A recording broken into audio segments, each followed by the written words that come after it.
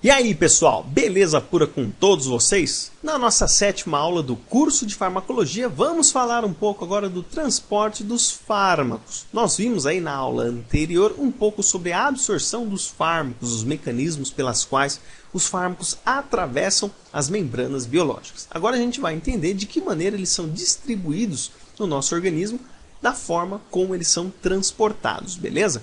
Então, especificamente nessa aula, eu vou falar um pouquinho dos conceitos gerais em relação ao transporte e vou mostrar para vocês o trânsito dos fármacos através do sangue e o trânsito dos fármacos dos tecidos para o sangue. Beleza, pessoal? Bom, vamos aqui então falar um conceito bem rapidamente, coisa que a gente já viu nas aulas anteriores para a gente dar uma relembrada. Nós já vimos que os fármacos, quando são administrados por via oral ou por via parenteral, eles vão se distribuir através do nosso organismo. E aqui eu coloquei um exemplo para vocês do destino do fármaco do sangue para o sistema nervoso central. Então, todos os fármacos, quando eles são administrados para terem efeitos sistêmicos, eles precisam chegar até o seu sítio de ação. Então, como é que isso vai se suceder? Primeiro de tudo, nós temos o fármaco, então, ele vai ser absorvido, caso ele seja administrado por via oral. Se for por via parenteral, ele vai parar diretamente lá no sangue. E aí no sangue ele vai se distribuir por todos os tecidos por difusão simples. Então essa distribuição nos tecidos vai fazer com que esse fármaco se acumule nos tecidos. E aí ele vai chegar até o local de atuação, que vai ser o sistema nervoso central. Vale ressaltar que o fármaco ele vai chegar até o seu local de atuação, no caso o sistema nervoso central, como eu dei como exemplo, mas também ele vai se distribuir por todos os outros demais órgãos e tecidos do nosso organismo, ok? E aí, quando o fármaco terminar de realizar a sua ação, ele vai partir do sistema nervoso central para o sangue para ser eliminado. Então, o fármaco que está lá no sistema nervoso central, ele vai ser transportado através de transportadores proteicos específicos para o sangue. E aí do sangue ele vai parar lá na circulação renal para ser eliminado, tá ok? E uma coisa importante é que, devido à hidrofilicidade sanguínea, nem todos os fármacos são transportados livremente através do mesmo. Alguns necessitam estarem ligados a proteínas carreadoras. Ou seja, quando nós estudamos a farmacologia, nós vemos que existem dois tipos de fármacos. Fármacos que são solúveis em água, que são hidrofílicos, e fármacos que são solúveis em óleo, que são lipofílicos ou hidrofóbicos. Então, para que eles possam ser transportados especificamente, dependendo da sua solubilidade, nós teremos perfis diferentes de transporte. Então, vamos começar a entender nessa parte de transporte, começando pelo transporte sanguíneo. E aí nós temos dois tipos de formas de transporte dos fármacos no sangue. Primeira forma é a forma livre e a outra forma é a forma conjugada. No caso do transporte conjugado, nós temos o transporte dos fármacos associado a proteínas. E aí nós temos duas proteínas importantes que participam nesse processo. Uma delas é a alfa-glicoproteína ácida e a outra é a albumina. No caso do transporte de fármacos que é feito livremente no sangue, isso é feito para fármacos hidrofílicos, ou seja, que são solúveis em água. Pelo fato do sangue ser uma matriz solúvel, o fármaco que é hidrofílico, ele se solubiliza no sangue e não precisa ser transportado por proteínas, porque isso não altera o perfil de viscosidade do sangue. Já no caso de fármacos que são transportados de forma conjugada, eles são fármacos hidrofóbicos na sua maioria, ou seja, são fármacos que são oleosos e não podem estar solubilizados no sangue, dado que o sangue é uma matriz hidrofílica. Então ele precisa se associar não covalentemente com algumas proteínas do sangue, que são a alfa-glicoproteína ácida e a albumina. E aí no caso dessas duas proteínas, como os fármacos que estão presentes na terapêutica podem ser ácidos ou bases fracas, cada qual vai se ligar com um tipo de fármaco diferente. No caso da alfa-glicoproteína ácida, ela se liga preferencialmente a fármacos básicos, que são oleosos. Já a albumina se liga preferencialmente a fármacos ácidos, que são oleosos, tá ok? E uma coisa importante é que a ligação dos fármacos com as proteínas plasmáticas são reversíveis. Como eu falei para vocês, são ligações não covalentes. o que permite a dissociação do complexo fármaco-proteína. Ou seja, quando o fármaco se liga com uma proteína, ele forma um complexo chamado de fármaco-proteína. E isso pode ser dissociado. Vamos entender como é que esse processo acontece nesse exemplo aqui. Então vamos colocar aqui a nossa albumina e o nosso fármaco hidrofóbico. Como eu falei para vocês, os fármacos hidrofóbicos não podem ser transportados livremente no sangue. Para tanto, eles irão se associar aí com a proteína transportadora, no caso aí a albumina. E note que nós vamos ter uma fração ligada com a albumina e uma outra fração que não estará ligada com a albumina. Como é uma ligação não covalente reversível, estas ligações elas vão estabelecer equilíbrios com uma fração livre e uma fração conjugada. Uma pequena parcela de todos os fármacos hidrofóbicos são capazes de solubilizar em meio aquoso. E aí nós temos uma fração que vai estar livre no sangue e uma fração conjugada. A fração que está livre no sangue nós chamamos de fração ativa. E a fração que está conjugada com a albumina nós chamamos de fração inativa. Por que nós chamamos uma de fração ativa e outra de fração inativa? Porque somente fármacos livres na corrente sanguínea são capazes de atuar em seu sítio de ação.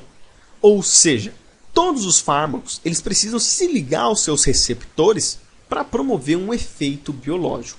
Caso ele não esteja disponível para se ligar com este receptor, ele não terá um efeito biológico. Portanto, os fármacos que estão ligados com as proteínas plasmáticas, eles não estão disponíveis para se ligarem aos seus receptores específicos. Portanto, não irão desempenhar uma ação específica, sua função biológica.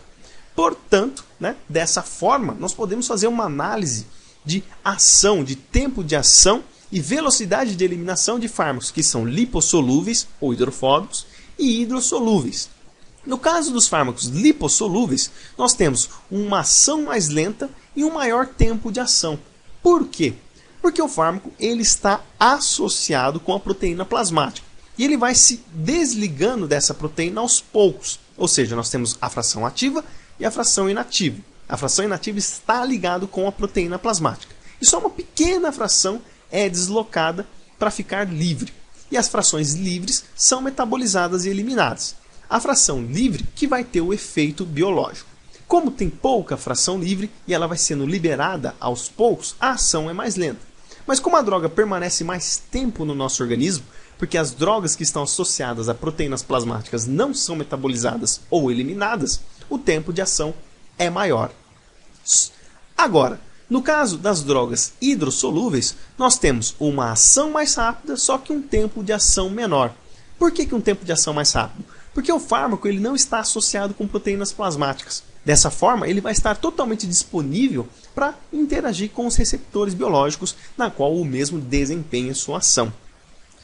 E além disso, fármacos livres são metabolizados e são eliminados. Portanto, como fármacos hidrossolúveis estão livres, eles vão ser mais rapidamente metabolizados e mais rapidamente eliminados, o que confere um menor tempo de ação. Beleza, pessoal? E fazendo uma observação importante em relação aos fármacos lipossolúveis, determinados fármacos são capazes de deslocar outros fármacos ligados a proteínas devido à maior afinidade de ligação. O que seria isso? Bom, teoricamente, nós temos fármacos que possuem diferentes características de hidrofobicidade.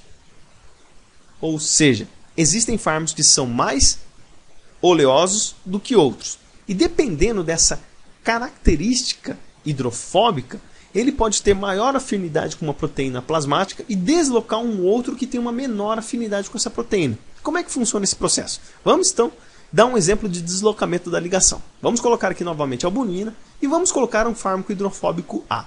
Esse fármaco ele está lá ligado com a albumina e nós temos aí uma pequena fração ativa deste fármaco presente na circulação. Então a maior fração está ligado com a albumina e a menor fração está livre. E aí nós temos um fármaco hidrofóbico B, que é muito mais hidrofóbico do que o fármaco A. E ele é capaz de se ligar à albumina e expulsar o fármaco A da albumina, por decorrência de ter maior afinidade com ela.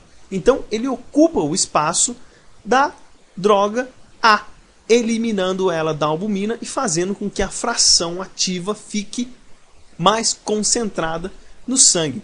Olha só que interessante. Se nós formos analisar um caso real, o fármaco A poderia ser a varfarina e o fármaco B a fenilbutazona. A varfarina é um anticoagulante cumarínico e a fenilbutazona é um anti-inflamatório. No caso do uso da varfarina, ela é menos lipofílica do que a fenilbutazona.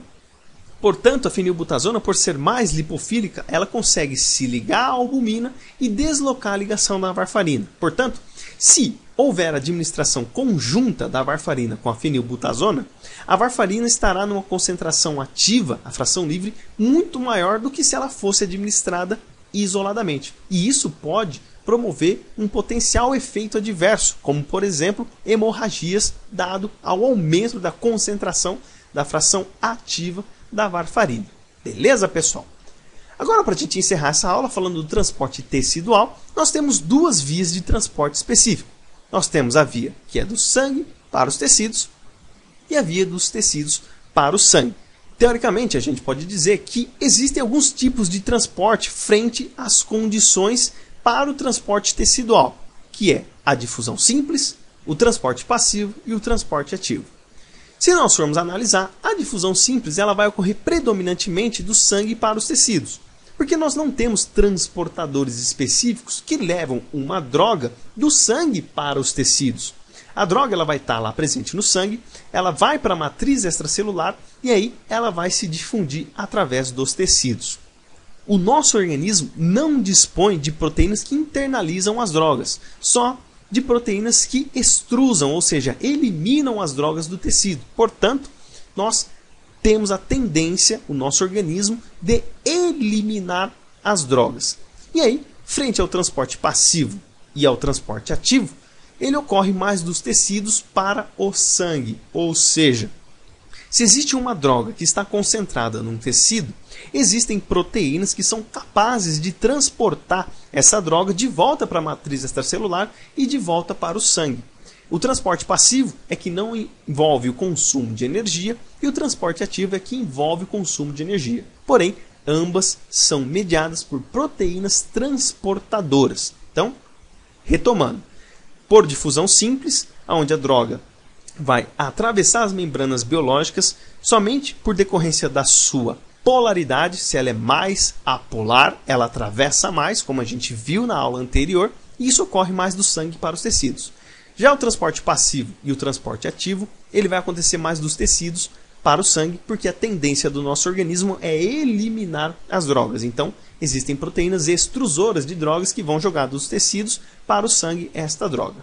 Beleza, pessoal? Bom, estas foram as referências que eu utilizei para essa aula e espero que vocês tenham gostado. Se vocês gostaram, não esquece nunca do joinha e de compartilhar esse vídeo, porque isso ajuda muito na divulgação do nosso trabalho. E se você quiser participar, clica aqui no botão se inscrever e participa lá do grupo da página da Escola de Ciências da Vida no Facebook. Participa também da página do Facebook e do canal do YouTube dos nossos queridos parceiros, o professor Rogério Gozzi, o Diego Barros lá do Medicina Resumida e o Kainan Max do canal de Biociências. Como sempre, todas as informações estão aqui no descritivo deste vídeo. Beleza, pessoal? Então é isso aí. Forte abraço a todos, fiquem com Deus e até os próximos vídeos, se Deus quiser.